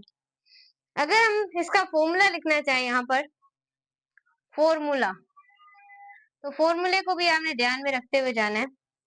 रेजिस्टिविटी क्या होती है? रेजिस्टिविटी उसको हमने शो किया था रो से, कुछ इस तरीके से शो किया था ना शो मेरे बच्चे। तो यहाँ पर हमारे पास हो जाएगा फॉर्मूला, रेजिस्टेंस ऑफर्ड हो रही है किसी भी कंडक्टर में पर यूनिट लेंथ, उसे सिंप्लीफाई आप कहते हैं resistivity. This is the formula of the resistivity. अगर आपको फॉर्मूला याद है, डेफिनेशन कोई बात नहीं, डेफिनेशन याद है तो फॉर्मूला कोई बात नहीं, ये आपने चीजें देखनी पड़ेगी आप लोगों को। इसके बाद अगर हम इसके यूनिट की तरफ जाएं तो यूनिट को भी देखिएगा। यहाँ पर रेजिस्टेंस का यूनिट मैंने आपको बताया था ओम होता है, एरिया का यूनिट होता है मीटर स्क्वायर, लेंथ का होता है मीटर, मीटर से मीटर कैंसिल हो गया, बाकी जो यूनिट बचा हमारे पास रेजिस्टिविटी का वो होता है ओम मीटर। इनवर्स भी आप लोग कह सकते हैं या ओम मीटर भी लिख सकते हैं। ऊपर जाएगा तो वैसे पॉजिटिव था तो नेगेटिव हो जाएगा। सही हो गया, सही हो गया। अब कुछ factors to determine the resistance. अब हम कुछ ऐसे फैक्टर्स देखते हैं जो डिटरमाइन करते हैं रेजिस्टेंस को, उसको भी थोड़ा सा आप लोगों ने देखना है, उसको भी थोड़ा सा आप लोग देख रहे हैं। आई थिंक आपको रेजिस्टिविटी समझ आई हो। तो ये आप लोगों के पास क्या होती है, रेजिस्टिविटी का यूनिट, ये मैंने आपको बता दिया। समझ गए आप लोग? हाँ जी, समझ गए। चले अब factors determine the resistivity, resistance. ये पॉइंट्स आपको याद होने चाहिए। ये कौन से फैक्टर्स हैं जिससे हम डिटरमाइन कर सकते हैं रेजिस्टेंस को? याद रखिएगा, the number of conductance, electron per unit volume. जब वहां पर इलेक्ट्रॉन और आयंस क्या करें, मोर फ्रीक्वेंटली कोलाइड करें। तो ये फर्स्ट स्टेटमेंट है कि कितनी भी नंबर ऑफ कंडक्टेंस हो इलेक्ट्रॉन पर यूनिट वॉल्यूम में, जब इलेक्ट्रॉन और आयंस कोलाइड करें तो वो फ्रीक्वेंटली कोलाइड करते हैं। ये फर्स्ट स्टेटमेंट कहती है। यहाँ पर आप लोग लिख सकते हैं the number of conductance electron, देखो वीडियो चल रही है, number of conductance electron per unit volume, electron and ion क्या करें, कोलाइड करें मोर फ्रीक्वेंटली, उसे हम सिंप्लीफाई लोग क्या बोलते हैं। ये फर्स्ट स्टेटमेंट है, factors to determine the resistance. Second अगर हम यहाँ पर देखें,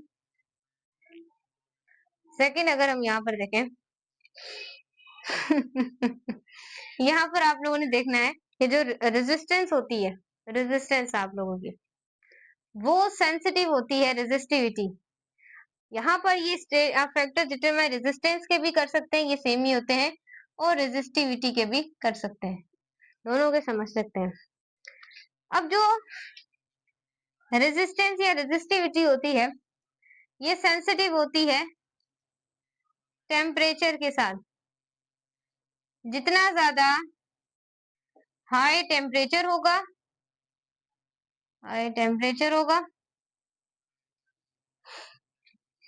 उतनी लार्जर इंटरनल एनर्जी होगी, और जितनी लार्जर इंटरनल एनर्जी होगी उतने मोर इलेक्ट्रॉन की क्या होंगी, कोलिजन्स होंगी। क्या होंगी? कोलिजन्स होंगे। क्लियर हो गया? और उतने ही लार्ज एम्पलीट्यूड पर वो क्या करेंगे, कोलाइड करेंगे मोर फ्रीक्वेंटली इलेक्ट्रॉन्स और आयंस। ये factors to determine the resistance and resistivity. इसको याद कीजिएगा, ये एक ना एक फैक्टर उठा के पूछा जा सकता है किसका, ये रेजिस्टेंस का, और ज्यादातर आपको ये रेजिस्टिविटी में पूछा जाएगा। सब टीचर बोलते हैं ये रेजिस्टिविटी के कैसे थे, लेकिन ये दोनों के, गौर कीजिएगा। अगर बोथ का ऑप्शन आ जाए तो दोनों लगाइएगा, सही होगा, करेक्टली। चले, अब स्टूडेंट्स ये चीज तो हमने पढ़ ली है।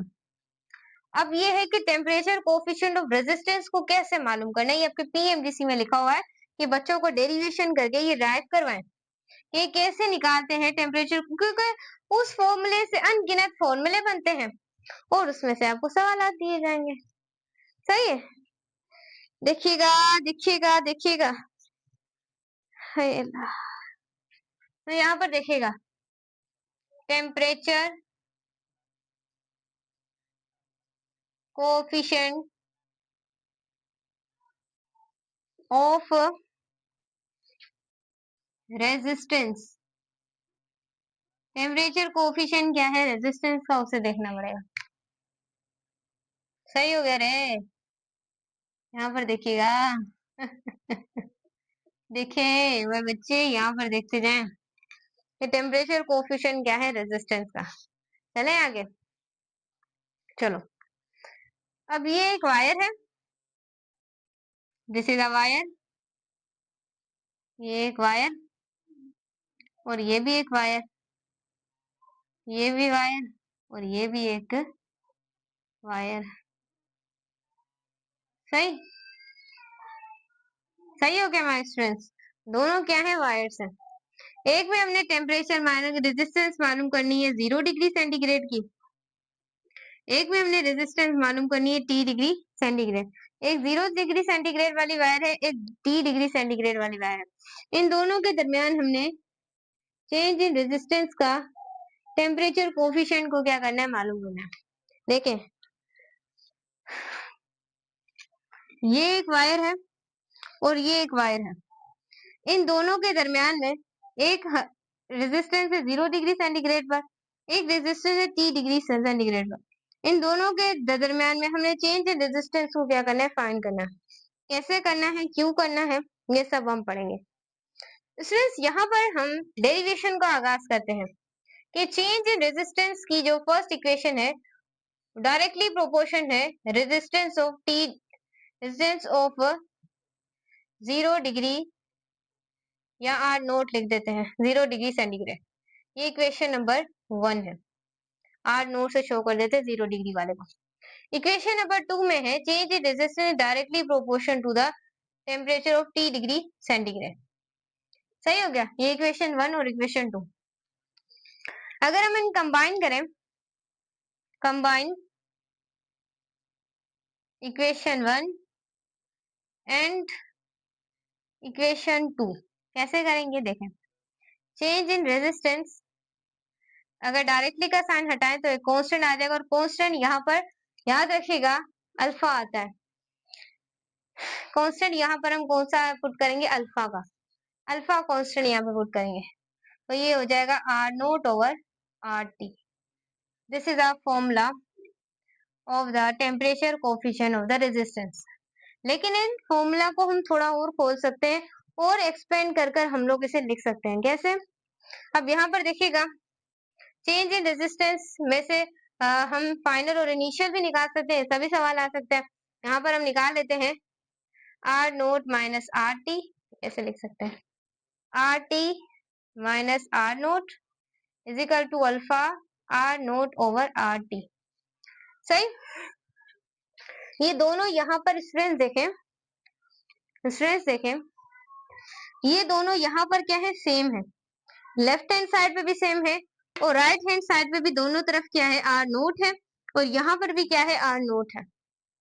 सो आपने temperature 30 degree centigrade, 0 degree centigrade, और याद रखिएगा ये आपको मालूम करना है। सो आप कैसे मालूम करेंगे, तो चले देखते हैं। यहाँ पर आ जाएगा stress R T is equal to, एक आर नोट को हम ले लेते हैं और इस आर नोट को हम कॉमन ले लेते हैं। ये राइट साइड पर था, ये लेफ्ट साइड पे चला जाएगा और यहाँ पर हम एक साइड को लेते हैं 1 अल्फा। देखिए ना, यहाँ पर भी आर टी, यहाँ पर भी आर टी, आर नोट हमने कॉमन ले लिया, आगे बचा 1 + अल्फा आर टी। सो ये चीज स्टूडेंट्स क्या करनी है, आप लोगों ने याद रखनी है। क्या करनी है?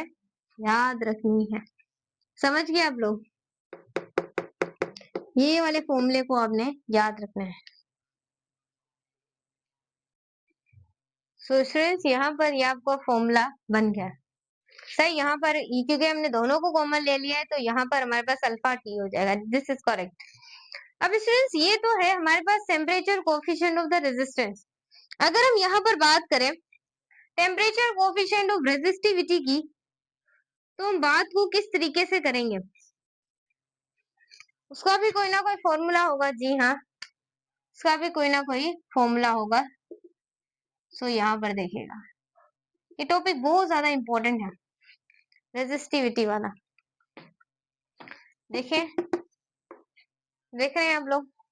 तो यहाँ पर सिंप्लीफाई सी फॉर्मूले को आप एक्सचेंज कर देंगे।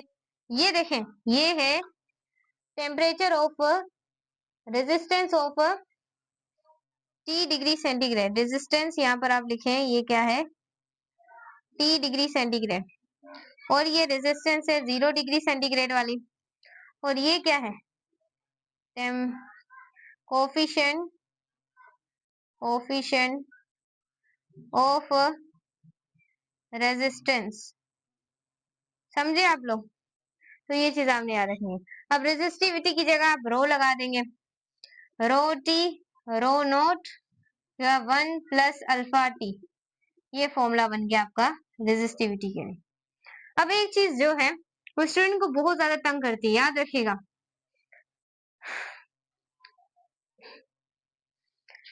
जो रेजिस्टेंस होती है वो डिपेंड करती है रेजिस्टिविटी पर, लेंथ पर भी और किसके ऊपर?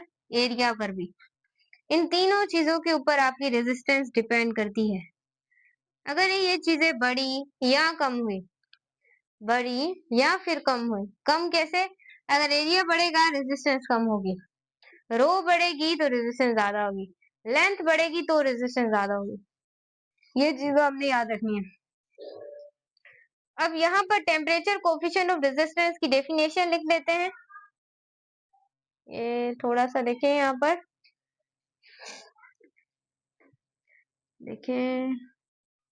अब हम लाइन ड्रॉ करते, देखो ये साइड आपको नजर आएगी तो मैं स्टार्ट करूं, वरना कहीं और से स्टार्ट करें। तो चले, नजर आएगा आप लोगों को। चले यहाँ से हम लोग देख लेते हैं, कहाँ पर थे हम लोग? डेफिनेशन की तरफ। तो लिख लें definition, the change in resistance at particular temperature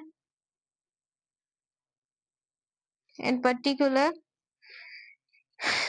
temperature of 0 degree centigrade at any temperature. This is called a temperature coefficient of the resistance. Formula लिख लें आप लोग। टेम्परेचर कोफिशिएंट ऑफ रेजिस्टेंस को आप शो करते हैं, मैंने आपको बताया भी था, अल्फा से शो करते हैं, सही। Change in resistance, resistance over R naught over T. So this is a formula of the, क्योंकि 0 degree centigrade change in resistance, देखें ये फॉर्मूले में आ गया। पर्टिकुलर टेम्परेचर लिख दिया, रेजिस्टेंस ऑफ द, यहाँ पर आप लिख सकते हैं 0 degree centigrade of any temperature. अगर हम यहाँ पर इसका यूनिट देखना चाहें, यूनिट कैसे देखेंगे? रेजिस्टेंस का होता है ओहम, रेजिस्टेंस का फिर नीचे रेजिस्टेंस है ओहम, फिर टेम्परेचर का होता है सेंटीग्रेड। ओहम से ओहम कैंसिल हो गया, बाकी बचा सेंटीग्रेड इनवर्स, यानी कि पर यूनिट सेंटीग्रेड। इसका यूनिट क्या होगा? Temperature coefficient of resistance per unit centigrade per unit centigrade इसका क्या होगा? यूनिट होगा। सही हो गया। सो ये इसका यूनिट है temperature coefficient of the resistance. Temperature coefficient और रेजिस्टेंस के बाद हम कुछ और टॉपिक्स के बारे में भी स्टडी करने वाले हैं। सो यहाँ पर आप लोगों ने देखना है। अब हम कुछ टर्म्स हैं उनके बारे में स्टडी करेंगे। 1 2 3 एंड गो। ये यहाँ से होंगी रिमूव। इसकी थोड़ी डिटेल थी चैप्टर के अंदर और पीएमडीसी के अंदर, इस वजह से ये याद रखिएगा। एमसीक्यूज इसमें से आएंगे बहुत ज्यादा। ये जो टॉपिक है सही से फील कीजिएगा और याद में रखिएगा। सही है। ये आधा हमारा चैप्टर आधे से ज्यादा कंप्लीट हो गया। बाकी बस कुछ चंद टॉपिक्स रह गए, उसके बाद chapter will be bye bye. पानी पी ले जब तक। तो स्टूडेंट्स यहाँ पर आप लोगों ने देखना है, गौर से देखना है। सही। अब हम पढ़ने वाले हैं ईएमएफ के बारे में, इलेक्ट्रोमोटिव फोर्स के बारे में पढ़ेंगे क्या होती है, लेकिन डिटेल के अंदर हम लोग पढ़ने वाले हैं इसको। सो देखिएगा यहाँ पर गौर से, हम कुछ टर्म्स के बारे में पढ़ने वाले हैं जो कि करंट इलेक्ट्रिसिटी का, जैसे ईएमएफ हो गया, इंटरनल रेजिस्टेंस हो गई, पोटेंशियल डिफरेंस हो गया, इंटरनल रेजिस्टेंस में पोटेंशियल ड्रॉप हो गया। सो ये सारी चीजों को हम यहाँ पर डिस्कस करने वाले हैं। बहुत इंपॉर्टेंट टॉपिक है। लाइक सब्सक्राइब और वीडियो को शेयर कीजिएगा, बेल आइकन को प्रेस कीजिएगा, व्हाट्सएप चैनल टीच को ज्वाइन कीजिएगा, वहां पर इंपॉर्टेंट नोट्स और पीडीएफ आपको मिलते रहते हैं। लिंक आपको डिस्क्रिप्शन में मिलेगी। चलिए स्टार्ट करते हैं। पहला हम पढ़ेंगे हमारे पास ईएमएफ, इलेक्ट्रोमोटिव फोर्स। देखें इलेक्ट्रोमोटिव फोर्स क्या होती है। अगर ये आप लोगों के पास कोई भी, ये देखें, अगर आप लोगों के पास कोई भी टैंक है, ये क्या है? टैंक है। ये क्या है? हाइट ऑफ द टैंक है, हाइट ऑफ द टैंक। इसके अंदर पानी क्या होगा? स्टोर हुआ होगा। बिल्कुल, पानी क्या हुआ होगा? यहाँ पर स्टूडेंट देखें, स्टोर हुआ होगा पानी। इस टैंक के अंदर क्या होगा? पानी स्टोर हुआ होगा। यहाँ पर देखें।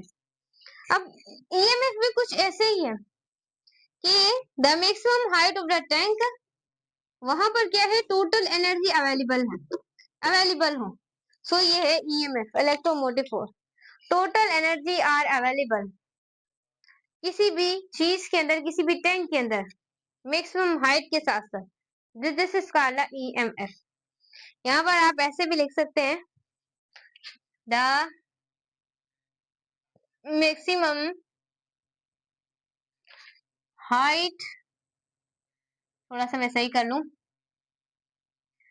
Height of tank, total energy are available, available. सही। जितनी ज्यादा मैक्सिमम हाइट होगी टैंक की, वहां पर एनर्जी अगर अवेलेबल हो, दिस इज कॉल्ड ईएमएफ। मैंने आपको बहुत ज्यादा शॉर्ट करके बताने की कोशिश की है। उसके बाद है पोटेंशियल डिफरेंस। इसके बाद में हम पॉइंट भी देखेंगे डिटेल के अंदर। अभी थोड़ा सा रिव्यू करें पोटेंशियल डिफरेंस। वैसे मैं आपको इलेक्ट्रोस्टैटिक पढ़ा चुकी हूँ, वहां पर मैंने आपको डिटेल में पढ़ाया भी था। सो यहाँ पर आपने देखना है पोटेंशियल डिफरेंस। याद रखिएगा, याद रखिएगा, याद रखिएगा। जब भी आपकी एनर्जी क्या हो? डिलीवर्ड हो, डिलीवर्ड हो, डिलीवर्ड हो, और डिलीवर्ड होने के साथ साथ आप वो जो एनर्जी है, एनर्जी, उसको आप मेजर करें, मेजर करें at point of a circuit में, उसको आप क्या बोलते हैं? पोटेंशियल डिफरेंस कहते हैं। सही, ये चीज आपने याद रखनी है। इंपॉर्टेंट टर्म्स है जो कि मैं आपको बता रही हूँ, सो आपने फोकस करना है इन सारी टर्म्स के ऊपर। उसके बाद एक होता है टर्म, इसको आप कहते हैं टर्मिनल पोटेंशियल। ये पढ़ना भी एमडीकेट एक्सपेरिटीज के लिए बहुत ज्यादा इंपॉर्टेंट है कि टर्मिनल पोटेंशियल क्या होता है। जब आपकी एनर्जी लॉस्ट हो जाए, एनर्जी आपकी लॉस्ट हो जाए ड्यू टू फ्रिक्शन,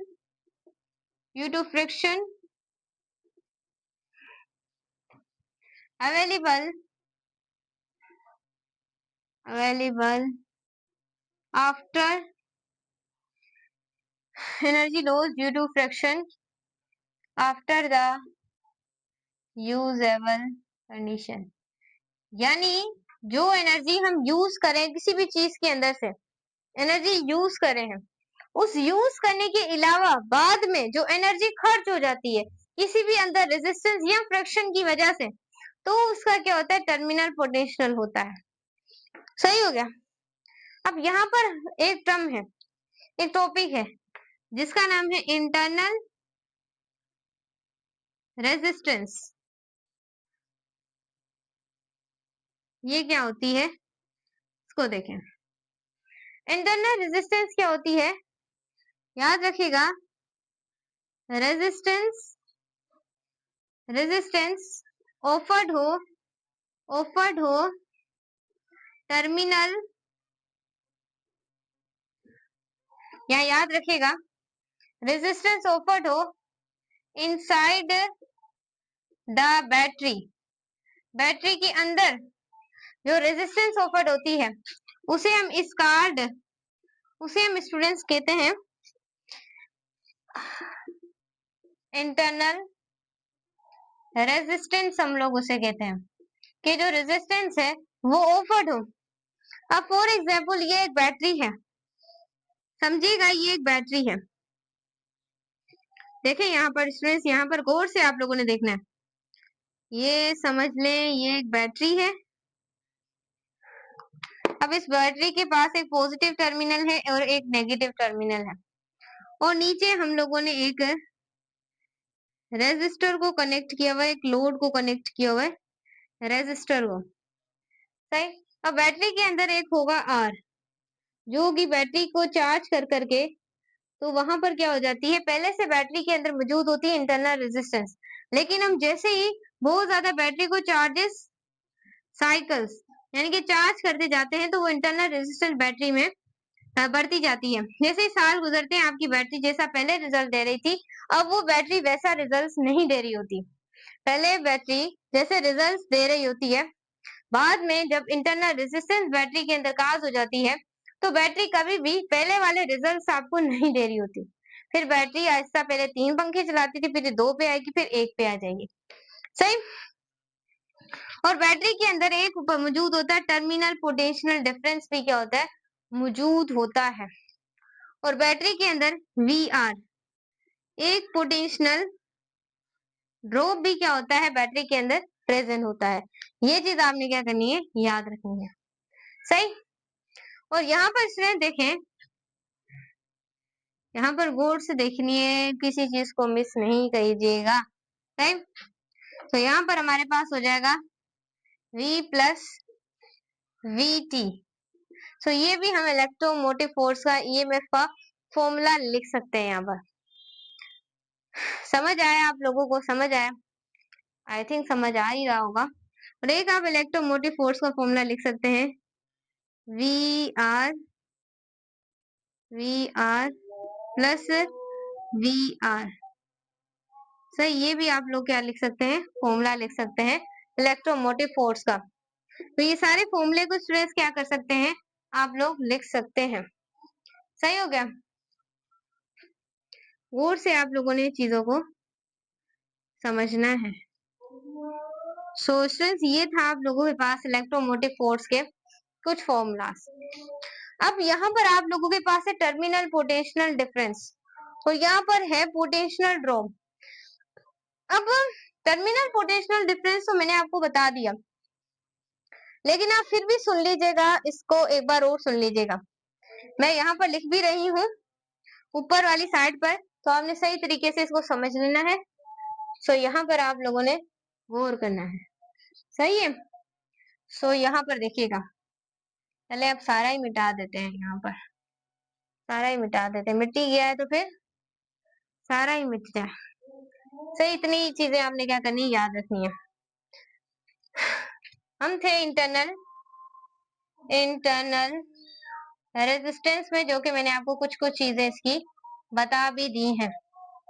अब आपको थोड़ा थोड़ा क्या होगा, कॉन्सेप्ट क्लियर होगा कि बैटरी के अंदर एक इंटरनल रेजिस्टेंस भी पाई जाती है, कोई चीज होती है ऐसी जो पाई जाती है। अब यहाँ पर पोटेंशियल ड्रॉप क्या होता है, देखें। पोटेंशियल ड्रॉप एक ऐसा ड्रॉप होता है, याद रखिएगा, भूलिएगा मत। Again I will tell you कि भूलिएगा मत। सोशल पोटेंशियल डिफरेंस क्या होता है, जब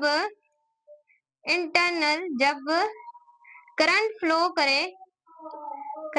करे तो इंटरनल रेजिस्टेंस की वजह से वहां पर वोल्टेजेस डिक्रीज हो जाए। ये डेफिनेशन बहुत ज्यादा इंपॉर्टेंट है, एक वजह पहले वो वाली लिखवा दीजिए साथ ही। करंट फ्लो होने की वजह से, जब इंटरनल रेजिस्टेंस की वजह से जब करंट फ्लो होता है तो वहां पर वोल्टेजेस अगर कम हो जाए तो ये एमसीक्यूज आ सकता है, उसे आप पोटेंशियल ड्रॉप कहते हैं। ये पोटेंशियल क्या हो चुके हैं, ड्रॉप हो चुके हैं। और टर्मिनल पोटेंशियल डिफरेंस को आप ऐसे भी लिख सकते हैं कि टर्मिनल्स के अंदर अगर पोटेंशियल ड्रॉप हो जाए, उससे सिंपलीफाई टर्मिनल पोटेंशियल डिफरेंस कहते हैं। समझे आप लोग? तो ये चीजें आप लोगों को पढ़नी पड़ेंगी, कोई बाहर से आके आपको इतनी चीजें नहीं पढ़ाएगा। समझे? मैं आपको हर चीज बता रही हूँ तो गौर से समझा करें हर चीज को, समझे आप लोग? अब कुछ ईएमएफ की पॉइंट्स भी आपसे पूछी जा सकती हैं। एक पॉइंट्स के जनरेट कौन करता है, इलेक्ट्रिक और मैग्नेटिक फील्ड को, हर चीज हम यहाँ पर पढ़ेंगे। तो यहाँ पर कुछ आप पॉइंट्स को रिमेम्बर कर लें, ईएमएफ को रिमेम्बर कर लें, इसकी कुछ पॉइंट्स को रिमेम्बर कर लें आप लोग, और यहाँ पर आप लोग कुछ पॉइंट्स को रिमेम्बर कर लें। पोटेंशियल डिफरेंस की जो कुछ पॉइंट्स हैं उसे आप यहाँ पर कुछ रिमेम्बर कर लीजिएगा। बच्चों, ईएमएफ ये क्या होती है, याद रखिएगा, द अमाउंट ऑफ एनर्जी, ये एनर्जी की अमाउंट ऑफ एनर्जी जो के प्रोवाइड होती है किसको, 1 कूलम, किसको, चार्ज को। तो सिंपलीफाई, ये हमारे पास क्या होती है, ईएमएफ होती है। और पोटेंशियल डिफरेंस क्या होता है, देखें हम, पोटेंशियल डिफरेंस ये क्या होती है, ये भी द अमाउंट ऑफ एनर्जी होती है जो स्टूडेंट्स क्या होती है, जो कि यूज होती है 1 कूलम ऑफ चार्ज में, उसे सिंपलीफाई आप कहते हैं पोटेंशियल डिफरेंस कहते हैं। जो एनर्जी प्रोवाइड की जाए कूलम ऑफ द चार्ज, उस एनर्जी को आप कहते हैं इलेक्ट्रोमोटिव फोर्स, उस फोर्स को। और पोटेंशियल डिफरेंस ऐसी अमाउंट ऑफ एनर्जी होती है जो इस्तेमाल की जाती है, ये देता है और ये उसे इस्तेमाल करता है। ये पॉइंट बहुत इंपॉर्टेंट है, सही है। ये क्या करता है, इलेक्ट्रोमोटिव फोर्स ये एनर्जी को ट्रांसफर करती है टू द सर्किट, किसी भी सर्किट के अंदर। और ये क्या करता है, पोटेंशियल जो डिफरेंस होता है ये हम मेजर करते हैं, मेजर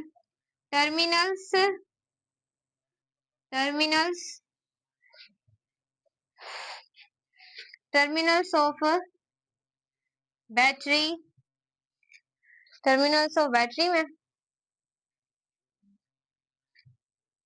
टर्मिनल्स ऑफ बैटरी में हम इसे क्या करते हैं, मेजर करते हैं, नापते हैं, सही।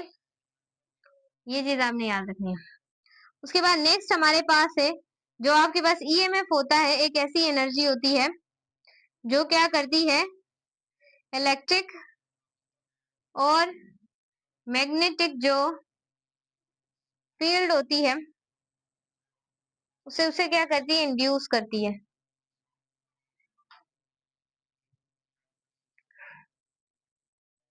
और यहाँ पर याद रखिएगा, पोटेंशियल डिफरेंस एक ऐसी एनर्जी होती है, याद रखिएगा, जनरेट करती है, जनरेटेड इलेक्ट्रिक और मैग्नेटिक फील्ड को क्या करती है, जनरेट करती है। ये चीज आपने याद रखनी है।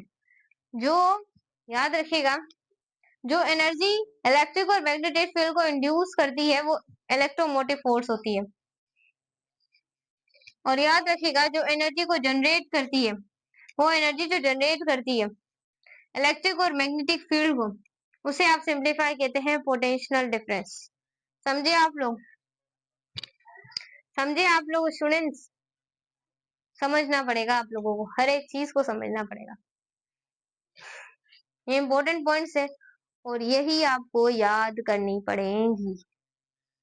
सही, इसको आप नोट कर लें, नोट करें स्टूडेंट्स, नोट करें। मैं जब तक पानी पी लूं आप नोट कर लें यहाँ पर। क्लियर हो गया मैं बच्चे? क्लियर हो गया? सो यहाँ पर आप लोगों ने ना गौर से देखना है। सो इसको यहाँ से मिटा दें।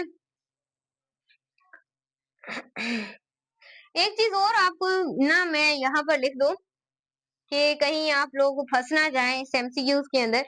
हर साल स्टूडेंट्स फंसते हैं, तो मुझे कोई बताता नहीं है, लेकिन मैं आपको बता देती हूँ। थोड़ी सी मैं इंक डाल लूं। ये एमसीक्यूज आता रहता है, हर साल रिपीट होता है कि कैसे मैम, व्हाट, अब एमसीक्यूज कर रहे हैं, इसमें से जो स्टूडेंट्स को समझ नहीं आते और हर साल गलत कर रहे हैं। What depend the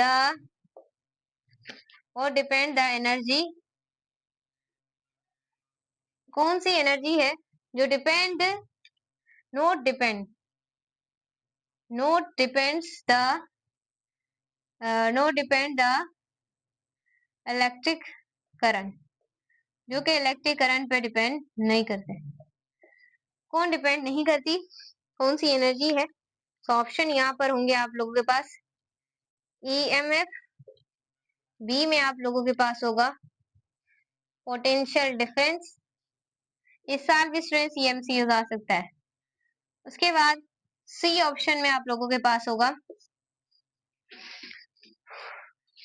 both, D option में आप लोगों के पास होगा none, alpha beta charlie and D option. Students वो बताना है जो कि डिपेंड नहीं करता इलेक्ट्रिक करंट पर, वो होती है ईएमएफ। ईएमएफ डिपेंड नहीं करती, याद रखिएगा, करंट के ऊपर। सही। उसके बाद what, second MCQs, what depend the electric current, A में है पोटेंशियल डिफरेंस, डिफरेंस, बी है टर्मिनल,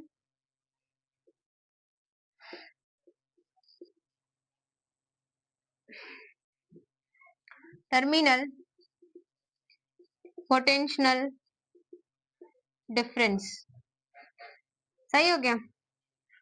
उसके बाद सी में आप लोगों के पास है ईएमएफ और डी में आप लोगों के पास है नन। क्या लगाएंगे? जो करंट पे डिपेंड करता है वो आप लोगों के पास क्या है, पोटेंशियल डिफरेंस। यहाँ पर मुझे दो ऑप्शन देने चाहिए, क्योंकि यहाँ पर मैंने टर्मिनल पोटेंशियल डिफरेंस भी दे दिया, ये भी डिपेंड करता है। सो यहाँ पर मुझे एक ऑप्शन देना चाहिए, क्योंकि मैंने दोनों नाम्स को यहाँ पर लिख दिया है।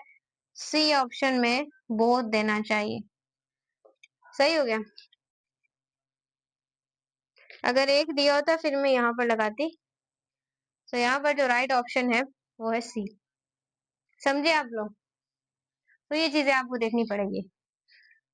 इलेक्ट्रोमोटिव फोर्स ज्यादा होती है वोल्टेज से कम। कब कब कब कब कब?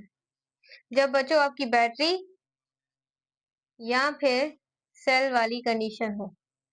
तो ये चीज आपने याद रखनी पड़ेगी, बी प्रिपरेशन रहना पड़ेगा।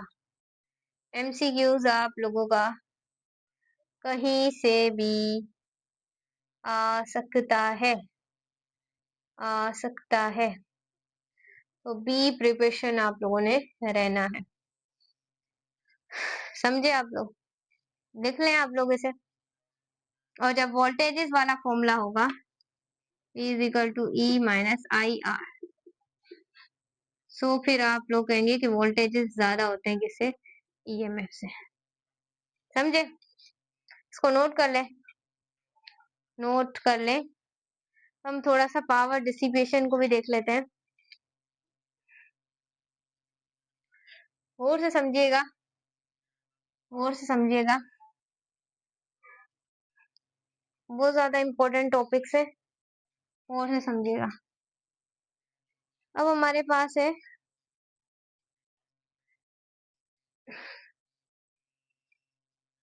पावर डिसिपेशन,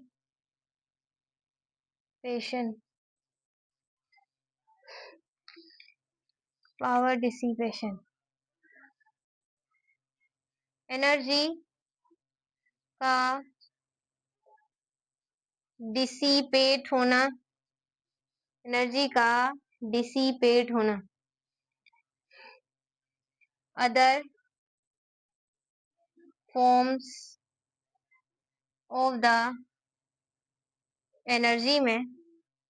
सो सिंप्लीफाई हम लोग उसे क्या बोलते हैं? पावर डिसिपेशन कहते हैं, कि एनर्जी का जाया होना other forms of the energy में, उसे हम सिंप्लीफाई कहते हैं पावर डिसिपेशन। सिंपल डेफिनेशन है, सिंपल डेफिनेशन है। अगर हम ओहम्स लॉ के हिसाब से इसका अगर फॉर्मूला देखना चाहें फर्स्ट, कि हम डिकेट एक्सपर्टीज है, ज्यादा डिटेल में हमने पढ़ने की कोई जरूरत नहीं है, बच्चों बच्चों जैसी चीज है। तो ओहम्स लॉ बराबर होता है V is equal to I R, तो पावर डिसिपेशन बराबर होगी P is equal to I R. तो ये बड़ी डेरिवेशन नहीं करें, तो हमने समझना है ये फर्स्ट फॉर्मूला है। उसके बाद अगर सेकंड फॉर्मूला लिखना चाहे पावर डेसिपेशन का, तो वो आपको पता है, आपको पता है क्या है? ई प्रिपरेशन है। सो यहाँ पर सेकंड फॉर्मूला होगा आई स्क्वायर अपॉन आर, क्योंकि आप आई को ऐसे भी ले जा सकते हैं ना, यहाँ पर आर भी ले जा सकते हैं, और यहाँ पर वोल्टेज को पी में भी रख सकते हैं। और यहाँ पर थर्ड फॉर्मूला जो होगा वो होगा P is equal to V square upon R. So ये तीन फॉर्मूला है हमारे पास किसके? Power dissipation. समझे? अब यहाँ पर हीट डेसिपेशन को भी समझना है, ये भी आपके शायद एग्जाम में आ सकते हैं। ये टॉपिक इतने है तो नहीं, लेकिन मैं आपको बता देती हूँ थोड़ा थोड़ा। अब हीट की जो डिसिपेशन है उसका फॉर्मूला भी बिल्कुल सेम होगा, लेकिन यहाँ पर बस आपको हीट डेसिपेट हो रही है विथ यूनिट टाइम, तो वो हीट डेसिपेशन हो जाएगा। यहाँ पर बस आपने क्या लगाना है? आई आर टी, टी लगाना है टाइम के साथ। ये first formula of heat dissipation. Second formula I square upon T, this is the second formula. उसके बाद V square upon T upon R. सही, ये थर्ड फॉर्मूला। समझ गए आप लोग? और याद रखिएगा, याद रखना है, भूलना नहीं है, भूलना नहीं है।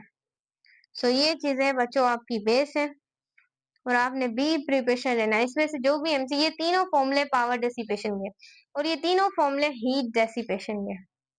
समझे आप लोग? देखें कोई चीज रह तो नहीं गई?